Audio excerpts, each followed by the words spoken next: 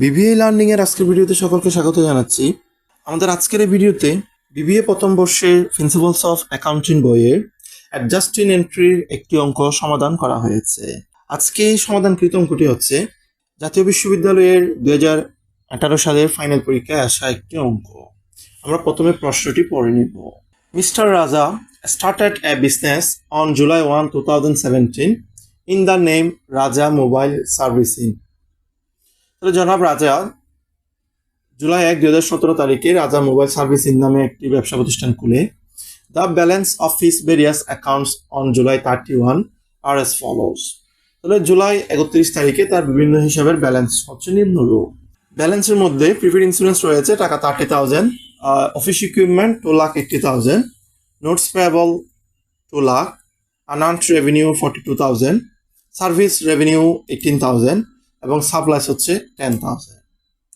Analysis reveals the following additional data.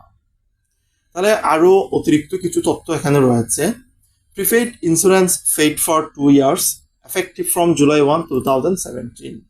তাহলে এখানে prepaid ইন্স্যুরেন্সের যে টাকাটি আছে এটি 2 বছরের জন্য দেওয়া হয়েছে এবং এটি এফেক্টিভ হবে জুলাই 1, 2017 সাল থেকে। ইনফরমেশন নাম্বার 2 হচ্ছে ডেপ্রিসিয়েশন অফ অফিস ইকুইপমেন্ট টাকা 12,000 পার annum। তাহলে প্রতি বছরে অফিস ইকুইপমেন্টের অপচয় হচ্ছে 12,000 টাকা। 3 নম্বর ইনফরমেশনটি হচ্ছে the notes payable is 10% 6 months note effective from July 1, 2017। তাহলে এখানে উপরে যে নোটস পেয়েবলটির কথা বলা রয়েছে 2 লক্ষ টাকা, সেই নোটস পেয়েবলটি 10% সুদে 6 মাস মেয়াদি নোট এবং এটি কার্যকর হবে জুলাই 1, 2017 সাল থেকে। 4 নম্বর ইনফরমেশনটি হচ্ছে unearned revenue is for 6 months effective from July 1, 2017। তাহলে আনআর্নড রেভিনিউ হচ্ছে 6 মাস মেয়াদি, যেটি এফেক্টিভ হবে জুলাই 1, 2017 থেকে। 5 নম্বর সমন্বয়ে রয়েছে সার্ভিস প্রোভাইডেড বাট আনবিল টাকা 12,000, সেবা প্রদান করা হয়েছে কিন্তু এখনো বিল করা হয় নাই বা হিসাবভুক্ত হয় নাই 12,000 টাকা। 6 নম্বর ইনফরমেশনে বলা হচ্ছে on July 31 unused supplies shoes টাকা 1,000। তো জুলাই 31 তারিখে অব্যবহৃত সাপ্লাইস রয়েছে 1,000 টাকা। আমাদের রিকোয়ারটি হচ্ছে you are required to prepare adjusting entries on July 31, 2017। তাহলে জুলাই 31, 2017 ইংরেজি তারিখে আমাদের অ্যাডজাস্টিং এন্ট্রি প্রস্তুত করতে হবে।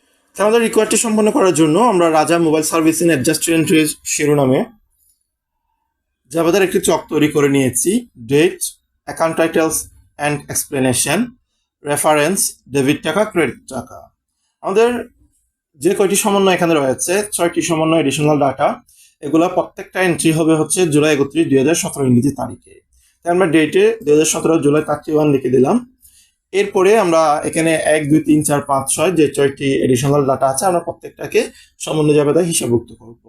তাহলে আমরা সমন্বয় জাবেদা করার সময় যে একটা বিষয় মাথায় রাখতে হবে সেটি হচ্ছে আমাদের প্রশ্নে যদি ব্যালেন্স দেওয়া থাকে বা ট্রায়াল ব্যালেন্স দেওয়া থাকে, সেক্ষেত্রে আমাদের ব্যালেন্সে যদি সম্পদ থাকে আমাদের সমন্বয় জাবেদা দিতে হবে খরচের, আবার ব্যালেন্সে যদি খরচ থাকে তখন সমন্বয় জাবেদা দিতে হবে সম্পদের, আর ব্যালেন্সে যদি দায় থাকে আমাদের সমন্বয় জাবেদা দিতে হবে আয়ের, আর ব্যালেন্সে যদি আয় থাকে তখন আমাদের সমন্বয় জাবেদা দিতে হবে দায়ের জন্য। তাহলে 1 নম্বর সমন্বয় বলা হচ্ছে prepaid insurance paid for 2 years effective from July 1, 2017। তাহলে প্রিপেড ইন্স্যুরেন্স 2 বছরের জন্য দেওয়া হয়েছে, যেটি এফেক্টিভ হবে জুলাই 1, 2017 ইংরেজি তারিখ হতে। তাহলে আমরা যদি ব্যালেন্সগুলো দেখি এখানে প্রিপেড ইন্স্যুরেন্স রয়েছে অর্থাৎ সম্পদ রয়েছে, তাহলে আমাদের খরচের জন্য জাবেদা দিতে হবে। এটা জুলাই 1, 2017 থেকে যদি এফেক্টিভ হয় আমরা জাবেদা দিচ্ছি জুলাই 31 তারিখের জন্য, অর্থাৎ 1 মাস অতিবাহিত হয়েছে, আমরা এই 1 মাসের খরচের জাবেদা প্রদান করব। তাহলে 1 মাসের খরচের জাবেদাটি হচ্ছে ইন্স্যুরেন্স এক্সপেন্স ডেবিট, তার বিপরীতে প্রিপেড ইন্স্যুরেন্স ক্রেডিট। আমাদের টোটাল টাকা ছিল 30,000 টাকা, এটা হচ্ছে 2 years অর্থাৎ 2 বছরের জন্য। সেটাকে 1 বছরে বের করতে গেলে 1 বছর সমান 12 মাস, তাই আমরা 24 দিয়ে ভাগ করেছি। যেহেতু 1 মাসের জন্য বের করব তাই 1 দিয়ে গুণ করেছি। 30,000কে 24 দিয়ে ভাগ করে 1 দিয়ে গুণ করলে আমাদের টাকা বের হয়ে আসে 1,250 টাকা। ব্যাখ্যা লিখলাম টু অ্যাডজাস্ট ইন্স্যুরেন্স এক্সপেন্স। এরপরে হচ্ছে 2 নম্বর সমন্বয় ডেপ্রিসিয়েশন অফ অফিস ইকুইপমেন্ট টাকা 12,000 PA হচ্ছে এখানে পার annum। তাহলে প্রতি বছরে অফিস ইকুইপমেন্টের অপচয় হচ্ছে 12,000 টাকা। আমাদের এই প্রতিষ্ঠানটি তাদের কার্যক্রম শুরু করছে জুলাই 1 তারিখে আমরা সম্বন্ধে জানতে দিচ্ছি জুলাই 31 তারিখে, সেই হিসেবে 1 মাস অতিবাহিত হয়েছে এবং 1 মাসের অবচয় আমাদেরকে সমন্বয় করতে হবে। তাহলে অবচয়ের সমন্বয় জাবেদাটি হচ্ছে depreciation expense debit, accumulated depreciation credit. তাহলে 12,000 টাকা ছিল হচ্ছে 1 বছরের জন্য, সেটাকে 1 মাসের জন্য বের করতে গিয়ে 12 দিয়ে ভাগ করে 1 দিয়ে গুণ করে দিয়েছি। তাহলে 12,000কে 12 দিয়ে ভাগ করে 1 দিয়ে গুণ করলে আমাদের টাকা বের হয়ে আসবে 1,000 টাকা। ব্যাখ্যা লিখলাম টু অ্যাডজাস্ট ডেপ্রিসিয়েশন এক্সপেন্স। এর পরবর্তী 3 নম্বর ডাটাতে বলা হচ্ছে the notes payable is 10%, 6 month note effective from July 1, 2017। তাহলে আমাদের এখানে ব্যালেন্সে যে নোটস পেয়েবলটি আছে সেই নোটস পেয়েবলের সুদের হার হচ্ছে 10%, মেয়াদ হচ্ছে 6 মাস এবং এটা এফেক্টিভ হবে জুলাই 1, 2017 ইংরেজি তারিখ হতে। তাহলে জুলাই 1, 2017 ইংরেজি তারিখ থেকে যদি এফেক্টিভ হয়, আমরা জাবেদা দিচ্ছি জুলাই 31 তারিখের জন্য, সেই হিসেবে 1 মাস অতিবাহিত হয়েছে এবং আমাদের উপর 1 মাসের সুদ বকেয়া হয়েছে। এই 1 মাসের বকেয়া সুদের জাবেদা দিয়ে দিলে এই সমন্বয়টি হিসাবভুক্ত হয়ে যাবে। এটার জন্য জাবেদা দিলাম বকেয়া সুদের জন্য ইন্টারেস্ট এক্সপেন্স ডেবিট, তার বিপরীতে ইন্টারেস্ট পেয়েবল ক্রেডিট। তাহলে আমাদের এখানে নোটস পেয়েবলের টাকাটি হচ্ছে 2 লক্ষ টাকা এবং ইন্টারেস্ট রেট হচ্ছে 10%। তাহলে 2 লক্ষকে যখন 10% দিয়ে গুণ করে দিব, 1 বছরের ইন্টারেস্ট বের হবে, সেটাকে 1 মাসের ইন্টারেস্ট বের করার জন্য 12 দিয়ে ভাগ করে 1 দিয়ে গুণ করে দিয়েছি। তাহলে 2 লক্ষ টাকা 10% এবং সেটাকে 12 দিয়ে ভাগ করে 1 দিয়ে গুণ করলে আমাদের প্রতি মাসে ইন্টারেস্ট বের হয়ে আসবে 1,667 টাকা। ব্যাখ্যায় লিখলাম টু অ্যাডজাস্ট ইন্টারেস্ট এক্সপেন্স। এরপরে 4 নম্বর এডিশনাল ডাটায় রয়েছে unearned revenue is for 6 month effective from July 1, 2017। তাহলে আনআর্নড রেভিনিউ যেটা আমাদের ব্যালেন্সে আছে, এই আনআর্নড রেভিনিউটা হচ্ছে 6 মাসের জন্য, যেটা এফেক্টিভ হবে জুলাই 1, 2017 থেকে। তাহলে জুলাই 1, 2017 থেকে এফেক্টিভ হলে এখন জাবেদা দিচ্ছি জুলাই 31, 2017। তাহলে 1 মাসে আনআর্নড রেভিনিউটা আর্নড হয়ে যাবে, অর্থাৎ সেটা আনআর্নড রেভিনিউ দায় ছিল সেখান থেকে আর্নড অর্থাৎ আয়ের মধ্যে চলে আসবে। তাহলে দায় যখন আয়ের মধ্যে চলে আসবে, সেক্ষেত্রে দায়ের পরিমাণ কমে যাবে এবং আয়ের পরিমাণ বেড়ে যাবে। দায়ের পরিমাণ কমে গেলে ডেবিট হয়ে যাবে এবং আয়ের পরিমাণ বেড়ে গেলে ক্রেডিট হয়ে যাবে।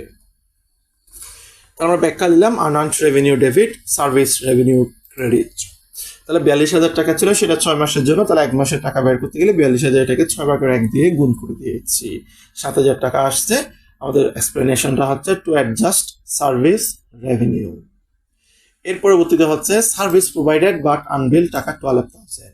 সেবা প্রদান করা হয়েছে কিন্তু বিল করা হয় নাই।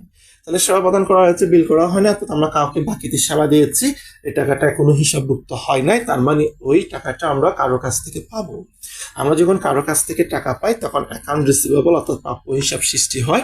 এক্ষেত্রে আমাদের অ্যাকাউন্ট রিসিভেবলকে ডেবিট করতে হবে এবং এই টাকাটা কারণে আমাদের সেবা আয় বেড়ে যাচ্ছে।